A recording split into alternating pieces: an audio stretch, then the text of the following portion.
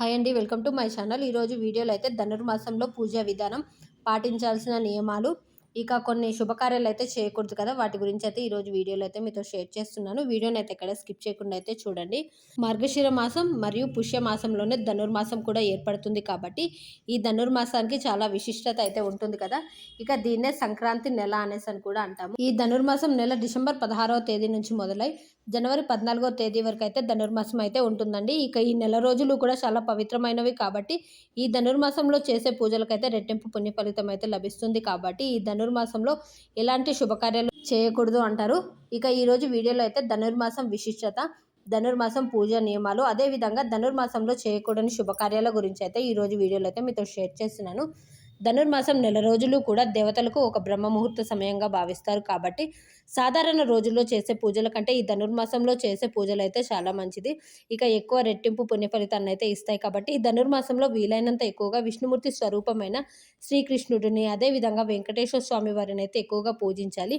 ఇక ఈ నెలలో విష్ణు సహస్రనామాలు చదివితే కూడా మనం తెలియక చేసిన ఏమైనా పాపాలు ఉంటే తొలగిపోతాయి. ఈ ధనుర్మాసంలో ఇంట్లో దీపారాధన చేసేవారైతే తెల్లవారుజామునే 4 గంటల నుంచి 6 గంటల మధ్యలోనే నిద్ర లేచి తలస్నానం చేసి ఇంట్లో దీపారాధన అయితే చేసుకోవాలి. ఈ ధనుర్మాసం నెల రోజులు కూడా వెంకటేశ్వర స్వామి వారికి అయితే పూజ చేసుకోవాలి. ఇక పూజ చేసుకునే సమయంలో విష్ణు సహస్రనామాలు, గోవిందనామాలు చదువుకుంటూ అయితే పూజ చేసుకోవాలి.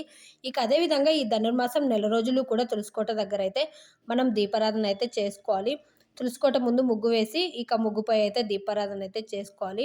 అంతేకాకుండా ధనుర్మాసంలో విష్ణుమూర్తిని పూజించే భక్తులైతే తప్పనిసరిగా మాంసాహారం అయితే తినకూడదండి. ఈ ధనుర్మాసంలో చేసే ఉపవాసాలకైతే 1,000,000 రెట్ల పుణ్యఫలితం అయితే లభిస్తుంది. ఇక ప్రతిరోజు ఉపవాసం లేని వారైతే శనివారం రోజైనా, అంటే ధనుర్మాసంలో వచ్చే శనివారం రోజైనా సరే మనం ఇక ఉపవాసం అయితే ఉండాలి. ఇంకా అంతేకాకుండా ఉల్లి వెల్లుల్లికైతే దూరంగా ఉండాలి. ఈ ధనుర్మాసంలో ఇంట్లో పూజ చేసిన తర్వాతే నీరు కానీ ఆహారం కానీ తీసుకుంటే చాలా మంచిది. ఇక అందుకోసమనే ఉదయం లేవడంతోటే పూజ చేసుకుంటే ఇంకా తర్వాత అయితే మనం ఇక వాటరు అదైతే తీసుకోవచ్చు అనమాట. ఇంకా అంతేకాకుండా ధనుర్మాసంలో అయితే ఉదయాన్నే నిద్ర లేవాలి అంటారు. బ్రహ్మ ముహూర్తంలోనే, మధ్యాహ్నం టైంలో కూడా నిద్రపోకూడదు. ముఖ్యంగా ఈ ధనుర్మాసంలో అయితే గృహ నిర్మాణాలు, అంటే గృహ ప్రవేశాలు, ఇల్లు కట్టడానికి స్టార్ట్ చేయడము అలాంటివి అయితే చేయకూడదండి. ఇంకా అంతేకాకుండా ధనుర్మాసంలో అయితే ముఖ్యంగా వివాహాలు అయితే చేయకూడదు. అంటే ఇల్లు శంకుస్థాపన పూజలు కూడా చేయకూడదు. అదేవిధంగా అద్దె ఇళ్లలోకి వెళ్ళే వాళ్ళు కూడా ఇక ఈ ధనుర్మాసంలో అయితే మారకూడదు. ఇక ఈ ధనుర్మాసంలో వెంకటేశ్వర స్వామి వారికి పూజ చేసేటప్పుడు ఇక స్వామివారికి ప్రీతికరమైనటువంటి తులసి దళాలతో అయితే మనం పూజ అయితే చేసుకోవాలి. ఒకవేళ ప్రతిరోజు కూడా తులసి దళాలతో ఇక స్వామివారికి పూజ చేయలేని వారు ప్రతి శనివారం రోజైనా సరే వెంకటేశ్వర స్వామి వారికి తులసి దళాలు సమర్పించి గోవిందనామాలు చదువుకుంటూ పూజ చేసుకోవాలి. ఇక మీ వీలుని పట్టయితే తులసి దళాలు కానీ, లేదంటే తులసి మాలను కూడా స్వామివారికి అయితే సమర్పించవచ్చు. కార్తీక మాసంలో మనం శివయ్యకి పూజ చేసుకునేటప్పుడు కార్తీక పురాణం ఏ విధంగా చదువుకుంటామో ఇక అదే విధంగా ఈ ధనుర్మాసంలో వెంకటేశ్వర స్వామి వారికి పూజ చేసేటప్పుడు కూడా గోవింద నామాలు చదువుకుంటూ అయితే పూజ అయితే చేసుకోవాలి. ఇక డిసెంబర్ 30వ తేదీన ముక్కోటి ఏకాదశి కూడా వచ్చింది కాబట్టి ఈ ఒక్క ఏకాదశి 3 కోట్ల ఏకాదశి ఫలితాన్ని అయితే ఇస్తుంది. కాబట్టి ఇక ఈ రోజున వైకుంఠ ద్వారాలు తెరుచుకుంటాయి. కాబట్టి ఇక ఈ ముక్కోటి ఏకాదశి రోజు వైష్ణవ ఆలయాల్లో ఉత్తర ద్వార దర్శనం చేసుకుంటే ఇక మనం తెలియక చేసిన ఏమైనా తప్పులు ఉంటే తొలగిపోతాయి. ఇక ఈ ముక్కోటి ఏకాదశి రోజు ఓం నమో నారాయణాయ అనే మంత్రాన్ని 108 సార్లు చదివితే చాలు ఇక మనం ఎలాంటి కోరిక కోరుకున్నా సరే తీరుతుంది అనేసి అయితే అంటారు. ఇక మనం నమ్మకంతో, ఇక స్వామివారి మీద నమ్మకంతో అయితే మనం చేసాము అంటే ఖచ్చితంగా అయితే నెరవేరుతుందండి.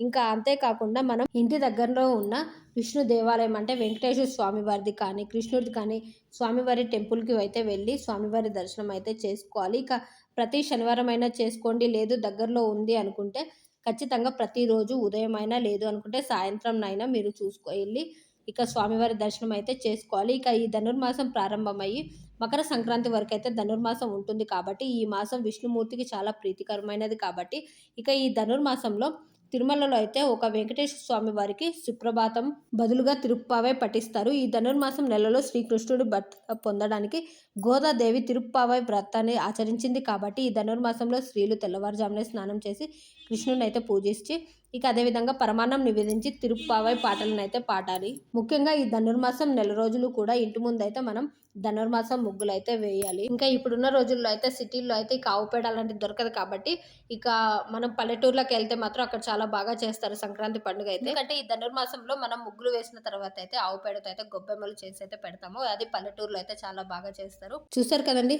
ధనుర్మాసంలో పాటించాల్సిన నియమాలు. ఈ రోజు వీడియో మీకు నచ్చినట్లయితే లైక్ చేయండి. మరిన్ని వీడియోస్ కోసం మన ఛానల్ సబ్స్క్రైబ్ చేసుకోండి.